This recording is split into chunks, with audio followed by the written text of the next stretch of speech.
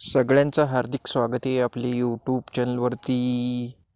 2005ला लावलेला वृक्ष आज या ठिकाणी मोठ्या प्रमाणात वाढून आला आहे.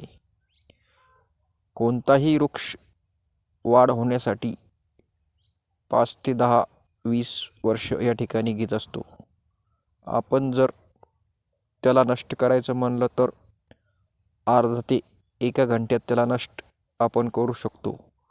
परंतु आज जर आपण बघितलं तर डेव्हलपमेंट, रस्ता विकास, त्याचबरोबर अनेक कामांसाठी मोठ्या प्रमाणात वृक्ष तोडणी या ठिकाणी होत आहे.